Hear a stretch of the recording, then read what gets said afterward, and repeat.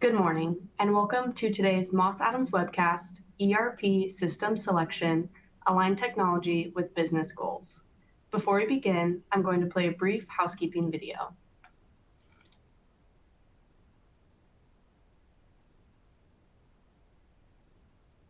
Welcome and thanks for joining us.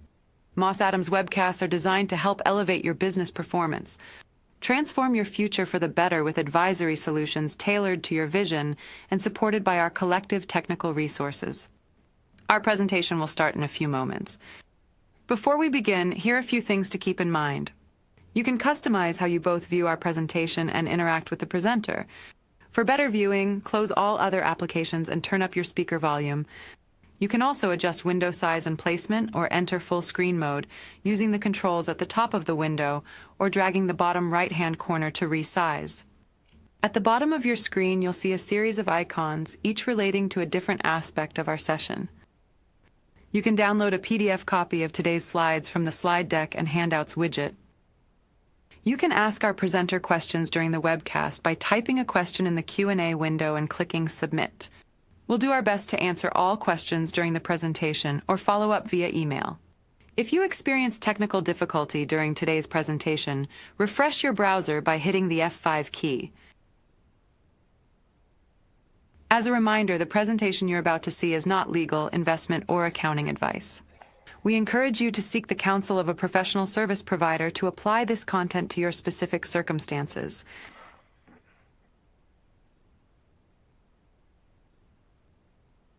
Before we get started, I wanted to acknowledge our big news, that Moss Adams and Baker Tilly are joining forces to create a new firm, one designed to serve the needs of the middle market. It's really exciting, and you can read more about it on our website via the link in the slide deck and handouts widget to the right of the slide view. With that, I'm pleased to introduce today's Moss Adams presenters from our Strategy, Technology, and Operations Group, Chuck Andrews, Director, and Kevin Goergen, Senior Manager. With that, I will turn it over to Chuck to get us started. Thank you. I wanted to cover the agenda for today's session in terms of the topics we're going to discuss.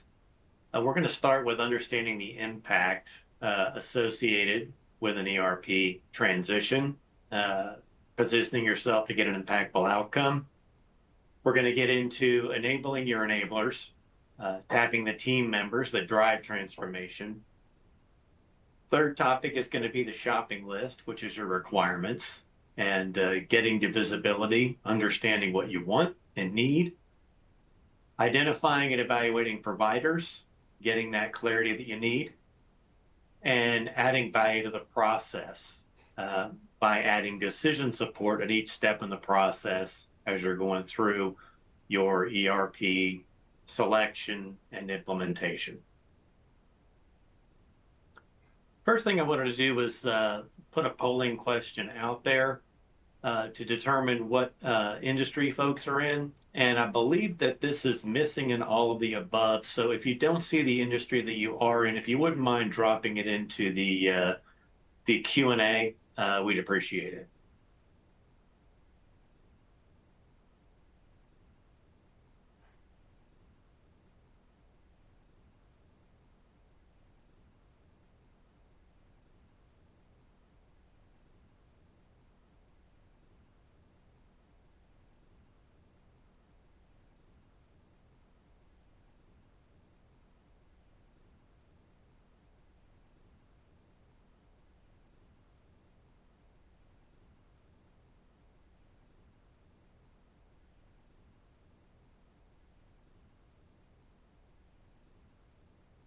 See several coming up in the chat. I appreciate you guys adding that in. Oil and gas, transportation, agribusiness, healthcare, a couple of agricultures. We got nonprofit as well as foundation. Great. Let's see here. All right.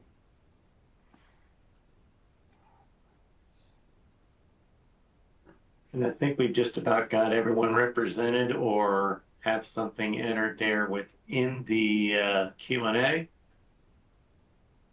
So based on the items that we did have up here, it looks like we've got a lot of manufacturing professional services, see some construction, life sciences, and I see in the chat a lot of oil and gas, agribusiness, agriculture, some transportation, financial institutions, and again, I see nonprofit and foundation as well. So we've got a pretty good coverage here in terms of industries represented. Appreciate you guys sharing that.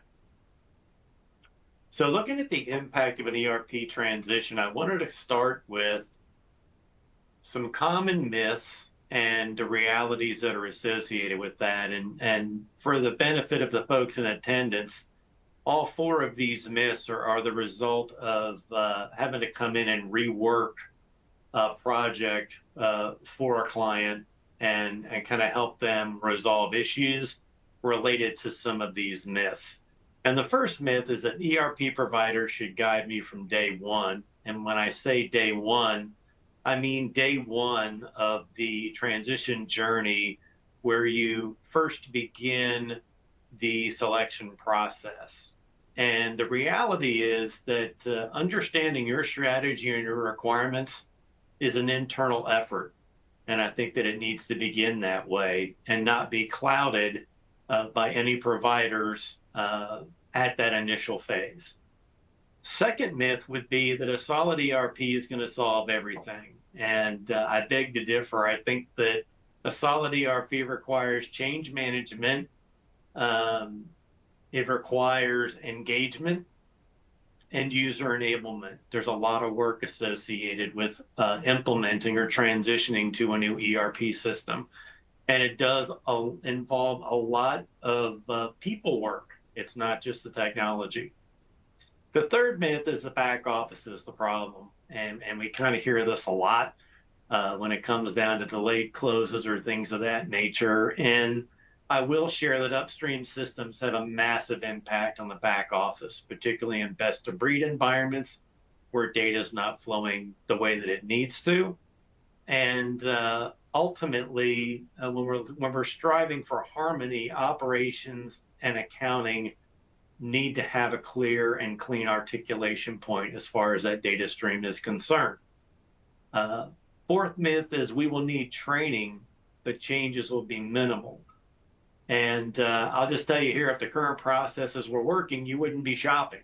So at the end of the day, what you're talking about delving into here is a transformational effort.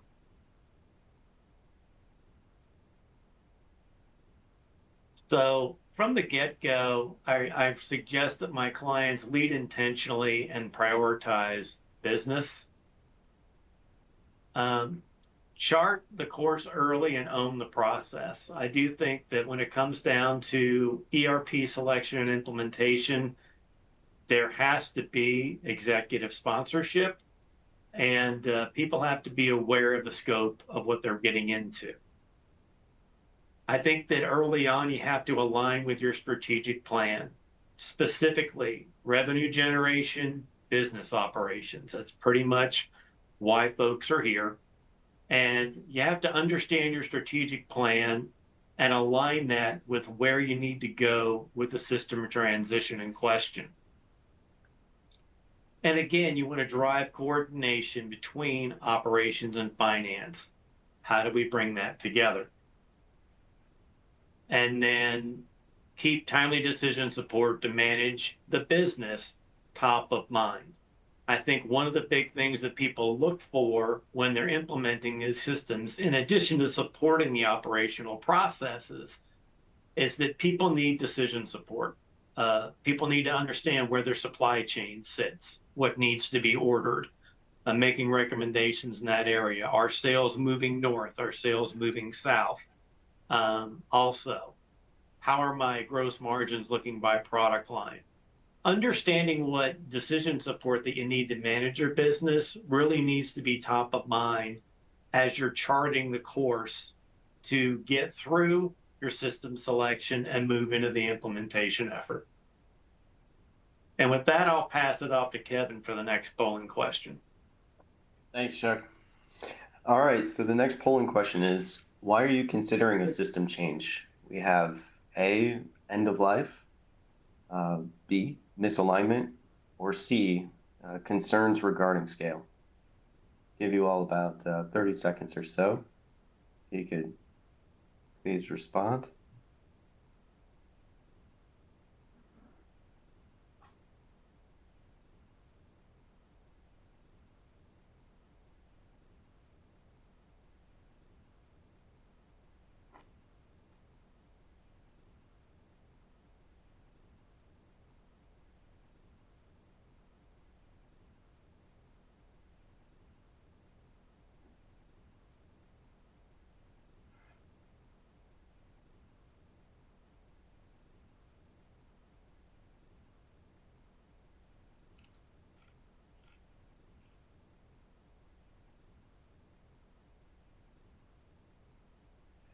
Okay. So it looks like we have, let's say, a lot of concerns regarding scalability, and that's not at all surprising given the transformations that have recently occurred in the software and system place in the ecosystem, concerning AI capabilities, AI agents, the ability for businesses to grow, to scale on current platforms is a top concern for a lot of our clients. End of life as well. So certain systems may be being sunset and no longer supported and may be at risk from a security or cybersecurity perspective. And we want to be able to migrate to, I'll say, a new version of that software or migrate away from that platform entirely into something completely new. And the last area, misalignment. Well, sometimes businesses pivot into new industries, new customer bases, new market segments, and the system that you have no longer serves you in those marketplaces or in serving your customers. So we may have misalignment when it comes to your operational capabilities within your systems or your platforms. And so looking at new systems or new capabilities makes a lot of sense in those areas as well. Feel free to put in the Q&A any other areas that we may have overlooked. So continuing on, engaging your enablers with the process. It's crucial to understand the importance of engaging your enablers in the software selection process. These enablers are the champions within your organization who are going to drive and support the changes that come with a new system. First, you want to be able to identify who these key individuals are. They could be leaders from various departments, project managers, or even influential team members who understand the intricacies of your operations. You will establishing committees and assigning ownership to these business process areas is a vital step.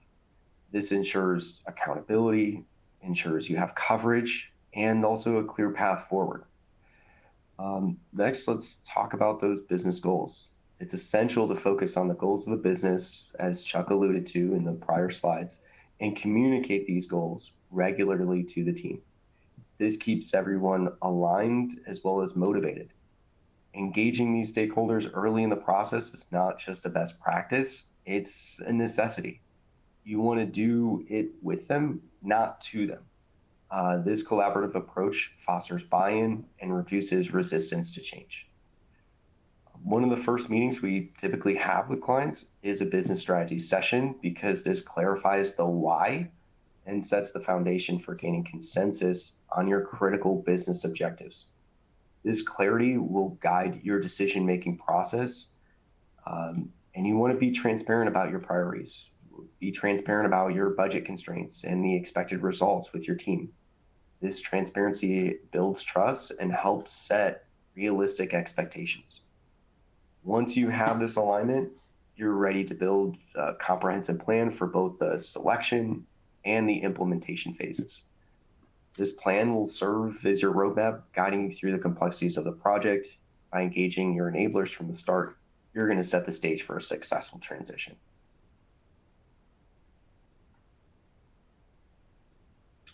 All right, next polling question. Which departments concern you when it comes to ERP?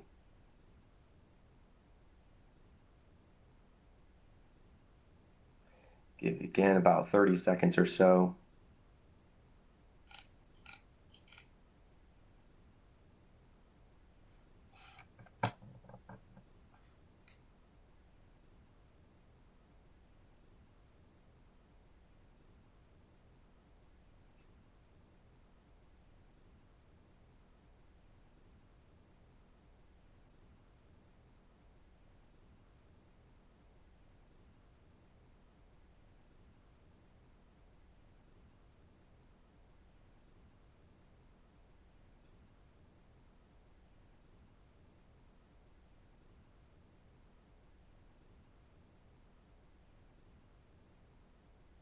Okay.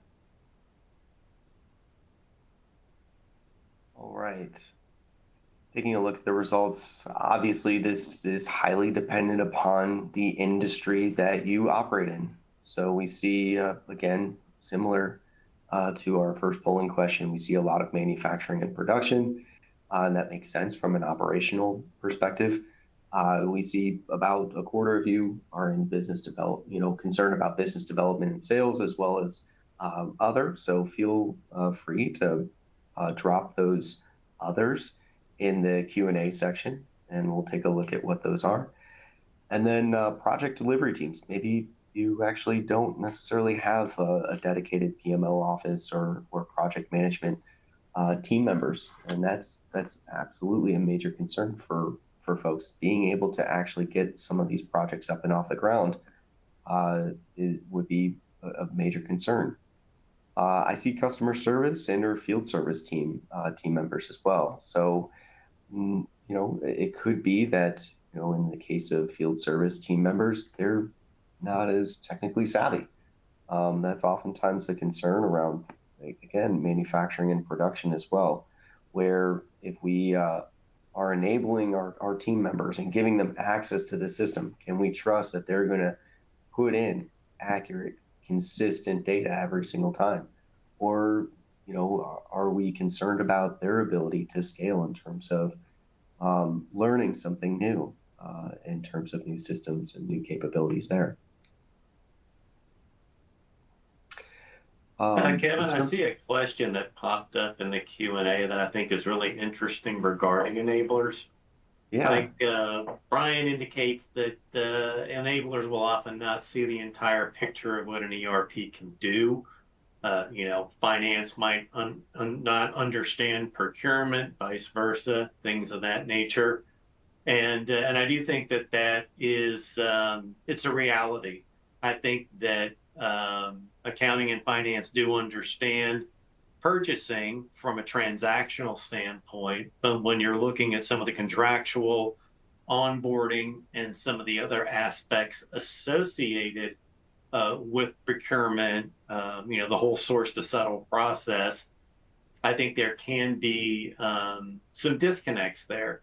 And I think that the question you have, Brian, regarding the balance, the needs of the enablers with what's best for the enterprise, I think more information is better. And I think people being engaged is better because that allows you to start that educational process. And I think that people in the organization, if your organization is going to be a contender, they have to understand that they have to think horizontally and understand the upstream and downstream challenges associated with additional departments. I think when people understand why they do the things they do, they typically do a better job at it. And I definitely understand your concern regarding the balance where, yes, I've taken into consideration what your opinion is, and no, we're going to do it another way because this is how we need to do it. And I think ultimately the process and the organization have to prevail in those discussions. And but I do think that engaging the people that are in the processes does help. That dialogue does help. We've seen it in just about and forever we've been doing, and I've been at this for about 20 years. So it definitely helps to talk. So thanks for letting me feel that, Kevin. Yeah, absolutely. I see some of the other comments too that, one of the comments is our CEO seems to think that a new system will solve everything. But our biggest challenge is figuring out what we want and how we want to manage the data. And hopefully some of these other slides will actually help drive some of that decision making and the potential approach to how you want to go about that. And I see another one regarding fund accounting. I think I was going to mention a couple of specifics in terms of priority driven requirements on the slide that we're on now. 1 second here. So shifting our focus to the importance of priority driven requirements. When reviewing your processes and defining your requirements, it's essential to anchor this work in your business priorities and the unique aspects of your operations. You want to be able to take a holistic approach by examining each process from end to end. For instance, consider the lead to cash process. It's not just about the sales team. You want to be able to think about the upstream systems and how they interact with your customers as well. This comprehensive view ensures that you're not overlooking critical touch points that could affect the overall customer experience. What are those other touch points? I mean, perhaps you're a manufacturer or distributor, right? We're talking to 30% or so that responded to that. And a touch point is the shipment of the customer products, or accounts receivable invoicing is another touch point. Maybe you're in a regulated industry like food and beverage, life sciences, aerospace and defense, where there are quality management related touch points as well. Think about the system needs from a comprehensive viewpoint. That's not just manufacturing operations, but it's quality management as well. And making sure that those reports, those certificates of conformance, certificates of analysis, things of that nature are in compliance. Perhaps you're in construction, right? Or real estate, property management. You have touch points with investors, owners, and you need them to be in the loop on some of these processes and in the loop in terms of reports. If you're in education, nonprofit, government, tribal, you may have unique requirements regarding, example in the comments, grant management, funding, right? And those reporting for your members or other key stakeholders. So thinking about those, requirements, as you consider your future growth, you want to ask yourselves, how are you planning to scale? Where might you be pivoting as well? Understanding these dynamics will help you choose a system that can adapt to your evolving needs. It's not just about where you are today and the gaps in your current systems and processes, but also where you want to go. Metrics are another crucial element. Identifying those key performance indicators in your business will provide and help your team with timely decision support. These metrics will help you gauge the effectiveness of the new system and its alignment with your strategic goals. I mean, think about if you want to cut down on your AP invoice processing time. Are your approvals manual today? And you'd like those to be electronic and more automated. Don't forget to gather insights from additional sources as well to reinforce your potential provider list. This could be industry analysts, peers, references, consultants. But you want to be cautious of any sort of provider spin, right? Remember, the vendor's primary goal is to sell you their solution. So it's essential to critically assess what their claims are. And then, finally, you want to document these day in the life scenarios for your business operations. This preparation will be invaluable for not only the requirements, but also for the demonstrations, allowing you to see how well the proposed solution aligns with your actual workflows.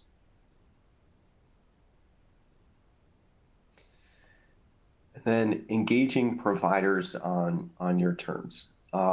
Just doing a quick time check. I'll probably get through this slide relatively quick here, Chuck. So Give me a moment.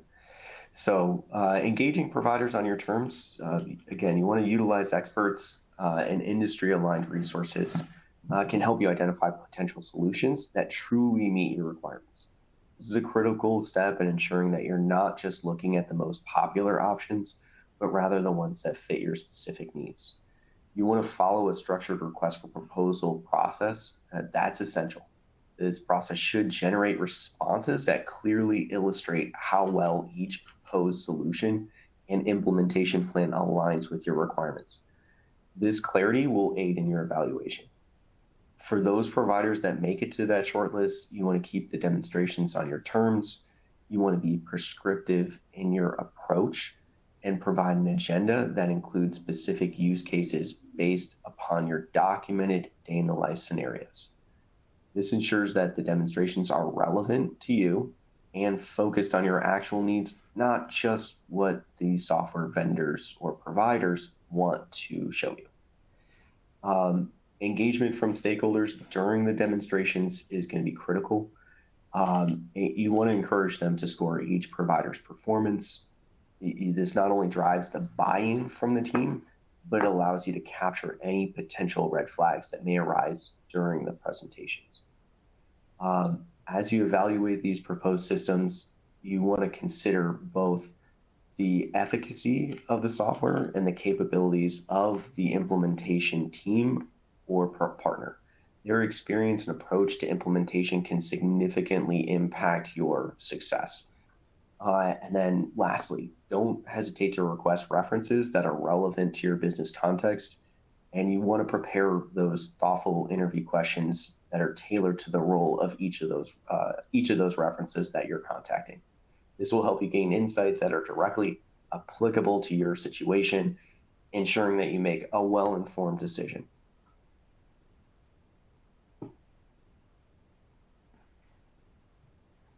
I'll pass it off to you, Chuck. Okay, thank you, Kevin. For the next couple of slides, I know that Kevin covered a lot of ground in evaluating providers on your terms, evaluating systems on your terms. And I think that the structured RFP process is incredibly important. And one of the components of a proper RFP is a list of your requirements and a way that the vendor can indicate to you how they cover that requirement, not whether they do, but how they do. And so essentially, rather than answering yes or no, it's a scale of 1 to 5 on how that requirement is delivered. You know, if 5 is the highest score, then the highest score in my mind is this is a stock piece of functionality in the system. It works. There's no configuration required. And some of the additional responses on that scale of 1 to 5 could include configuration required. A third-party system is required to deliver this requirement, or custom development is required to deliver this requirement. Or obviously, a score of 0 would be, we cannot deliver on this requirement. When that's done correctly, it really does shed light quantitatively on what the most effective solution is in terms of how those scores are reported. And the example that I'm showing you right here is an example of 18 providers that were vetted. I believe this was in the telecommunications business, but I think it's a great example where there was an initial rating, the fourth column over there, assigned based on some vetting questions when these providers were being evaluated in terms of whether or not they had a public API, you know, what kind of support they had for carrier access billing, a couple of other things that were used to kind of check boxes to see whether or not they should be invited to an RFP process. And the reason I wanted to put this up here is that what you'll find is that for the good vendors, the scores didn't necessarily come in good following the RFP. So I have a rating of good for three vendors who are relatively strong, 3.54, 3.34 out of a 5-point scale. And then you see good providers down here also in the twos.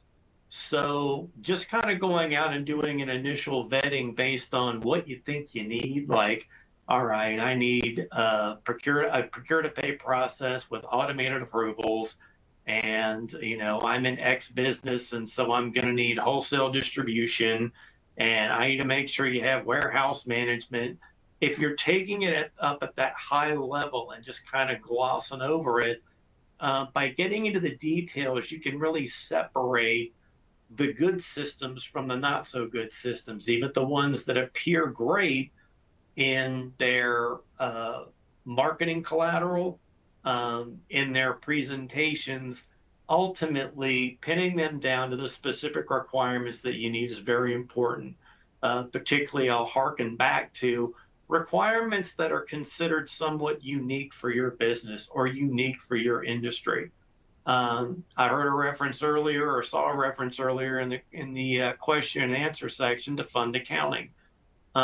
Used to be fund accounting was hard to find. It's becoming more and more common with the way that accounting systems are handling the project dimension. So it's a little bit easier to get at, but that could be one thing that's unique to your business.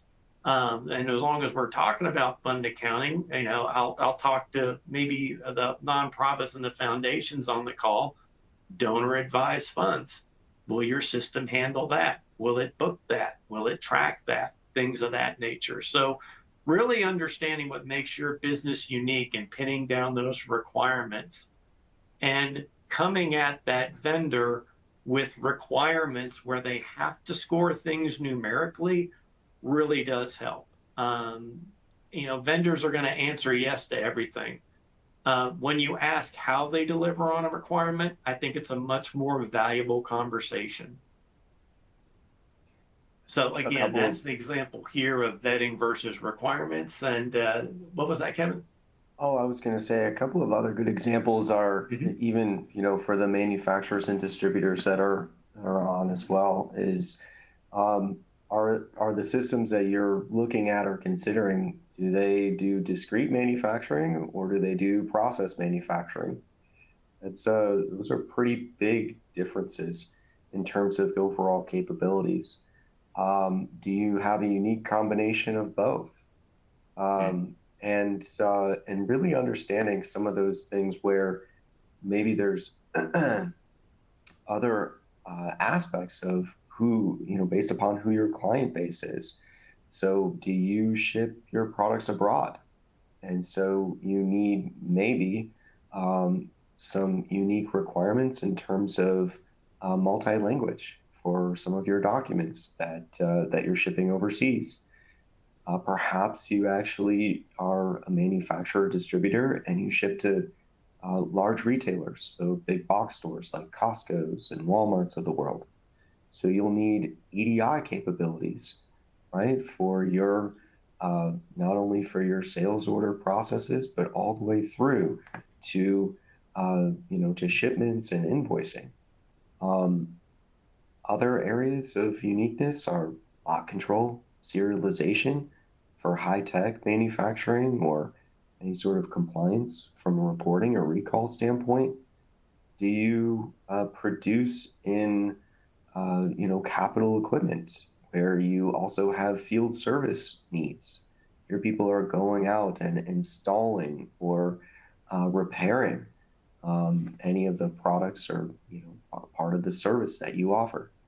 Some of these things are where you can uncover where a preliminary system might seemingly be good, but as you get deeper into your requirements and as you get deeper into the business areas, you uncover that they don't actually meet your needs in certain areas.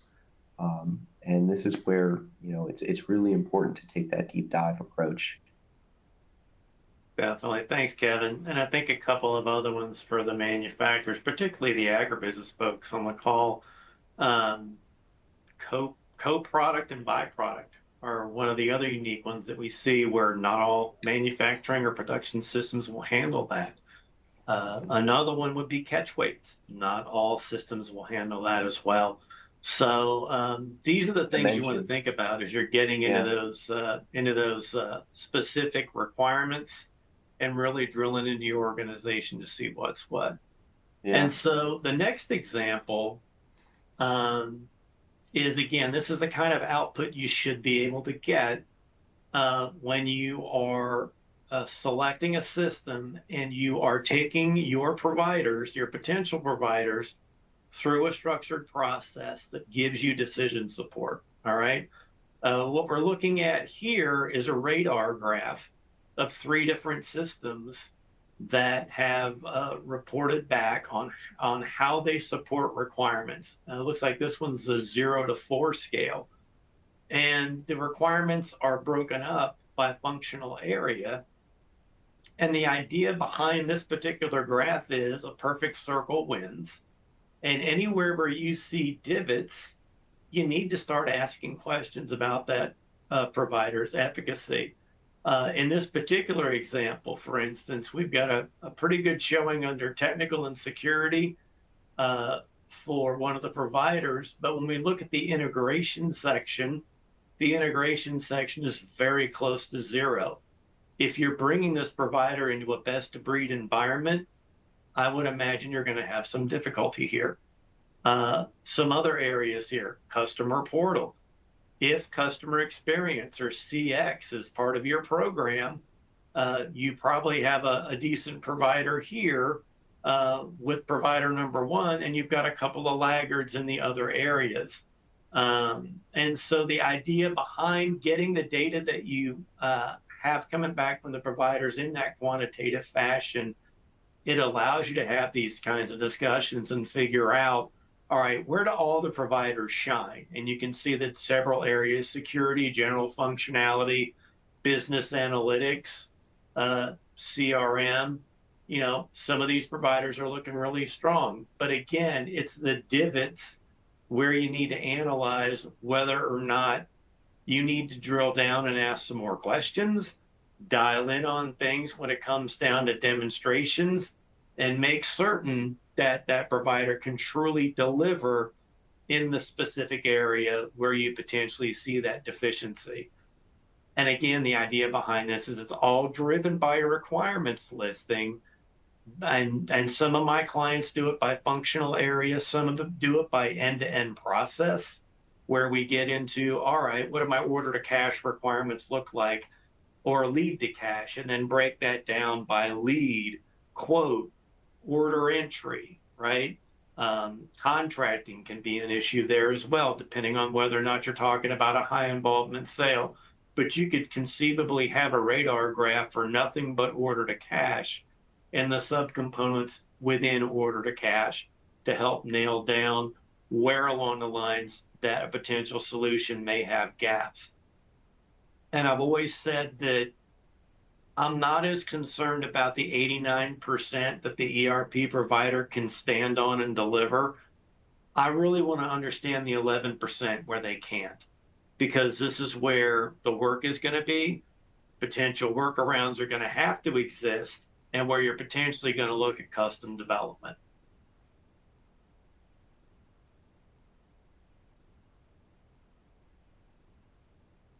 And so as folks that are engaging in selecting systems, selecting an ERP specifically, how can we add value to the process? And the process that we've used internally is structured. It's a risk management driven structured selection framework. And the idea behind it is there are key activities we engage at that generate decision support. If an activity doesn't generate decision support, we don't engage in it. That's the idea. And so that's our North Star, is, are we getting decision support for the effort that's going into the process? The next thing that we look at in the process of selection is a gated and phased process. Our process has 4 phases: project initiation, internal diligence, provider evaluation, and provider engagement. And it might surprise you that really our clients don't really talk to providers until we get to provider engagement when they've asked us to come in and assist them, because since they're in the mid-market, we're going to try and take a lot of that front matter of dealing with the providers off their back. I know in the mid-market, everybody has day jobs. Nobody has time for capital projects that are massive, and it's difficult. So we have the key activities that drive decision support, and we have a gated and a phased process. And when we look at what happens in each phase, we'll look at the project initiation, for example. This is where you're looking at your stakeholder team, confirming your scope, doing your kickoff meeting and make sure everybody understands that, yes, there's an initiative going on here, project planning and discovery session scheduling. When you look at the decision support that falls out of that, you got your project charter and your scope, your steering committee, your project team, your project plan and your schedule, and your stakeholder matrix, which basically, back to Brian's question, who needs to be in what meeting when we're talking about various processes or various aspects within a process? You want to figure that stuff out right up front so that you're engaging those folks when you need them.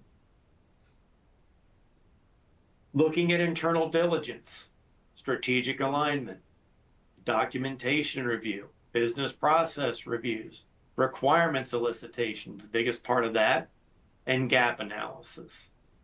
What falls out of that? Strategic objectives, prioritized requirements, process flow overviews, day in the life scenarios, and critical system gaps. Where do we have to have things? That helps you to prioritize those requirements and understand that continuum of a non-negotiable requirement all the way over to the nice to have requirement, right? And then provider evaluation.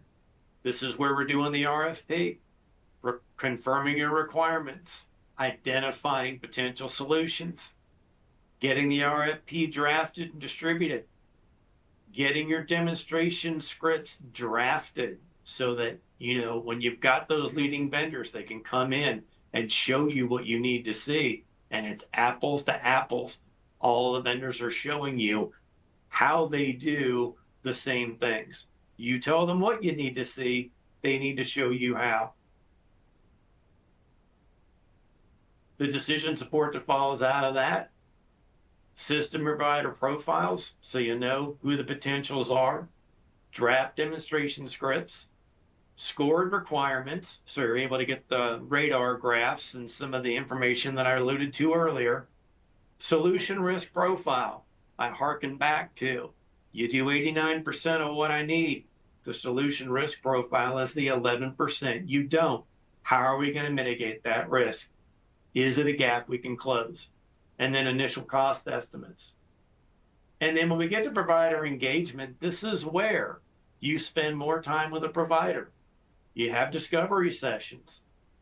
You distribute your demonstration script. Providers, lead providers, here's what I need to see. Come in and show us this. And then hold the discovery session so they can ask questions about that script. Score demonstrations for the folks that are attending those demonstrations. Tell me what you like. Tell me what you didn't like. What are the red flags here? Reference sessions, selection and negotiation obviously is the last component there. Your decision support that comes out of that, demonstration score consolidation, reference feedback, solution risk profile updates. I hearken back to that 11%. It's not uncommon to find out that's really 13% when you get somebody through a demo and you've really been prescriptive about what you need to see. Proposal and scope review, and then final cost estimates. And so again, the idea behind the process should be that as my decision support increases, my risk decreases of acquiring a system where I'm misaligned. And so really what we're talking about here is a risk management exercise and figuring out how I'm going to manage that risk of misalignment.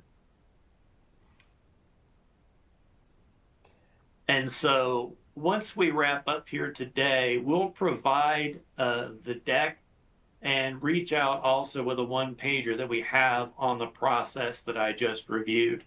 And I like to hand that to clients because I want to tell the clients, hey, if you're doing it right, this is the process that you need to follow. We can certainly assist with that, but we can certainly provide that process so that you guys can make the most informed decision that you need to make, and we can get that addressed. And so with that, I'll hand it back off, and we thank you guys for your time. Thanks, everyone. Awesome. Thank you, Chuck and Kevin, for a great presentation today. If we didn't have time to answer your questions, we will do our best to follow up with you after the webcast. Here's a link to an online survey where you can provide feedback for today's presentation. Please take a moment to complete this survey as your feedback is very important to us. Please also visit mossadams.com for future webcasts and other resources to help elevate our performance upward.